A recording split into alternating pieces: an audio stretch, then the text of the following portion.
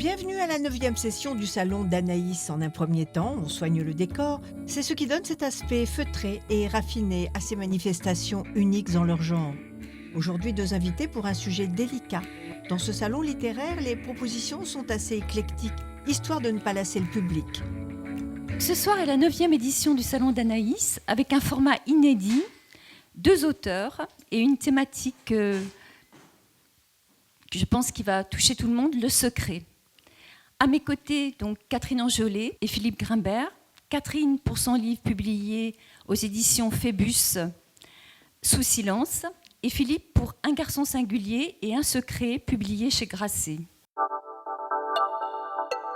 J'ai découvert que dans le mot secret, il y avait 2 significations. Bon, ça vient du latin secretus, mais il y a d'abord la phase où l'on ne parle pas, après on découvre le secret et on se met à parler. Et c'est pour ça que j'ai invité 2 écrivains qui tous deux ont eu un secret d'enfance assez douloureux. Et c'est l'écriture qui leur a permis de dépasser cette douleur. Mais renouer justement avec cette tradition des salons littéraires, voilà quelque chose de tout à fait enthousiasmant. Et ce qui m'enthousiasme aussi, c'est d'aborder des questions qui pourraient paraître de l'ordre de l'intime et qu'en fait on peut, dans le cadre de ces salons, partager, mettre en commun et faire en sorte que notamment le thème du silence qu'on va aborder ce soir puisse s'entendre.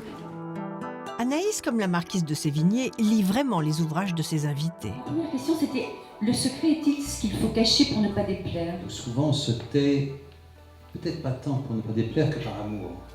Par amour pour les autres, par amour pour sa famille. Parfois le secret est même créé et c'est un des moteurs du secret. C'est-à-dire qu'on se tait parce qu'on pense que ce qu'on va dire va faire du mal à l'autre ou à nos enfants. Et on préfère le taire. Pourquoi est-ce qu'on s'enferme dans un silence ? Bien souvent, c'est par peur de l'autre, peur de la manière dont le regard va être porté, peur de la manière dont il va être entendu. Et quelque part, un petit peu le défi, c'est de transformer ce qui isole, puisque le silence isole chacun, dans ce qui rassemble. Chacun a droit à la parole. Pour les auteurs, ces salons sont aussi l'occasion de sortir de leur solitude. Faire la lecture est quand même une activité très solitaire, autant que l'écriture d'ailleurs. Et ces 2 solitudes, il faut des moments de rencontre.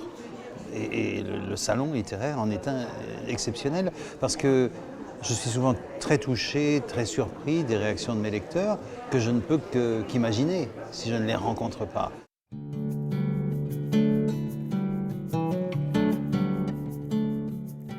Est-ce qu'à un moment la source se tarit ? Est-ce qu'à un moment ou est-ce que c'est finalement une source d'inspiration permanente ? Je crois que les secrets sont intarissables. Le secret est intarissable. Voilà, et moi ça m'a interpellée parce que je me demande s'il n'y a pas un moment où on ressasse. Quand j'entends le mot ressasser, je pense à répétition.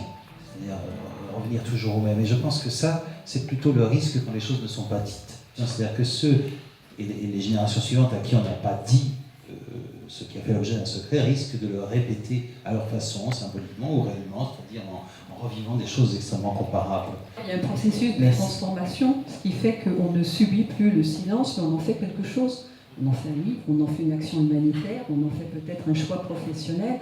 C'est intéressant de savoir quels sont finalement, qu'est-ce qui préside à vos choix de profession, qu'est-ce qui préside tous les jours aux choix qui sont les vôtres. Donc c'est ce questionnement-là qui n'est pas stérile, puisque chaque jour on en fait quelque chose. Toutes les questions sont abordées, pas de secret, entre l'écrivain et ses lecteurs. A écrit ce qui se tait tue. Et je voulais savoir où vous mettez le secret initiatique. C'est pas le même poison du tout, là c'est au contraire un élixir. Donc bien sûr que cette dimension est nécessaire à l'humain et on ne se rend pas compte à quel point l'idée de jardin secret est quelque chose de fondamental et qu'on ne pourrait pas vivre si on n'avait pas cette partie secrète en nous qui est nécessaire pour nous constituer comme enveloppe même.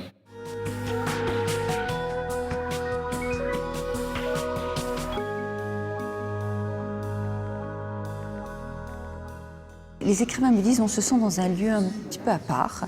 Donc il y a quelque chose effectivement qui se passe.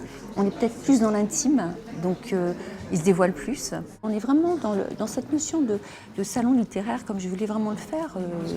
Comme ça se passait au 18e, là il y a un jeune peintre qui est exposé, il y a des objets d'art. Donc vraiment on est autour de la beauté, de l'intime, de quelque chose de beaucoup plus on va dire un petit peu, enfin pas exceptionnel, mais bon, si, on va dire un petit peu rare. Rare parce qu'unique à Paris, et c'est tant mieux si l'esprit français prend le dessus sur la génération bling-bling.